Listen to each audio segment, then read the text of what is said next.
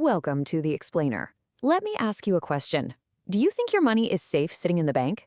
Today, we're going to break down an argument that says it's actually losing its value, quietly, every single day, and we'll explore some pretty powerful alternatives to protect it. So let's just kick things off with this really provocative idea from our source material. This one sentence, it challenges what is probably the most common piece of financial advice we've all heard our entire lives. But is it true? What is really happening to your savings? Well, here's the hard truth. It's a battle that your money is losing. See, while your bank account shows a slightly bigger number each year thanks to interest, its actual purchasing power, what you can buy with it, is shrinking way, way faster. And that's because of inflation.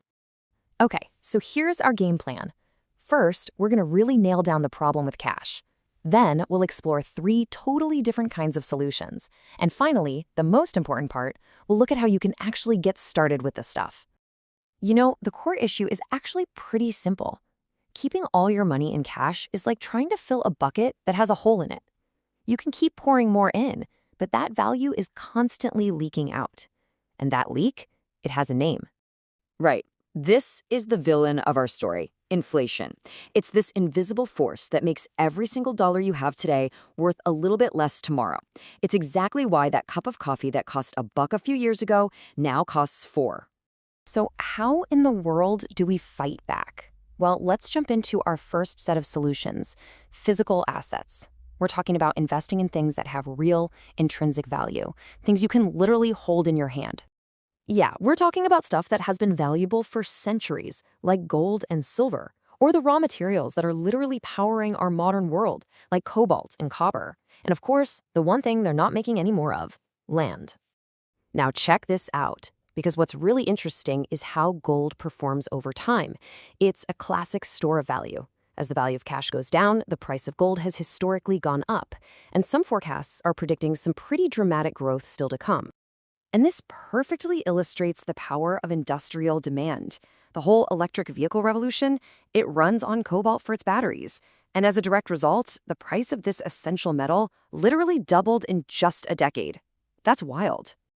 And of course, there's real estate. I mean, think about it. We have a growing population on a planet with a fixed amount of land.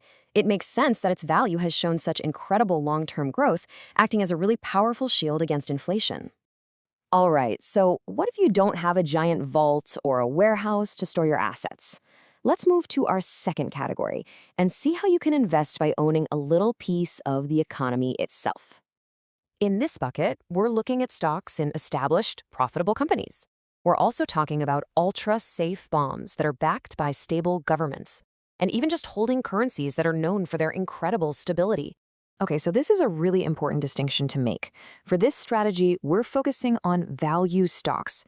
Think of them as a reliable workhorse, like a massive food company with steady, predictable demand, not a riskier growth stock that's betting on some brand new, unproven technology.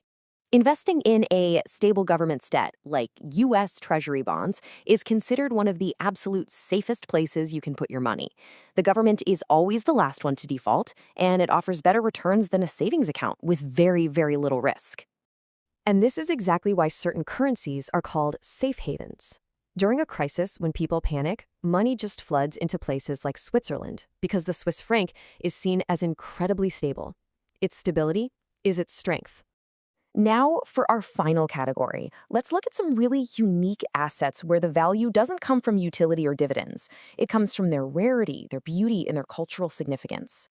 You got it, we're talking about collectibles. This is where passion can actually meet investment. Things like vintage cars, rare art, or maybe even the first edition of an iconic book or a rare comic book. Their value is tied to nostalgia, to history, and to culture. And the prices, well, they can be absolutely astronomical. I mean, 135 million euros for a car. And it's for one simple reason. There are only 2 of them in the entire world. That kind of rarity makes these things timeless repositories of value. So this all sounds great, but it brings up the most critical question, right? How can a regular person access these markets without being a millionaire? Well, the answer is way simpler than you might think. This chart really shows how modern platforms have opened up these worlds to just about everyone. For example, to invest in gold or cobalt, you don't need to buy a physical bar. You can buy into an ETF, that's an exchange-traded fund, which trades on the stock market and holds the assets for you. Same goes for real estate. You don't need millions to buy an apartment building. You can invest in a REIT, a real estate investment trust, which is a company that owns a whole portfolio of properties. From buying government bonds online to using marketplaces for collectibles, there are now accessible tools for almost any asset you can think of.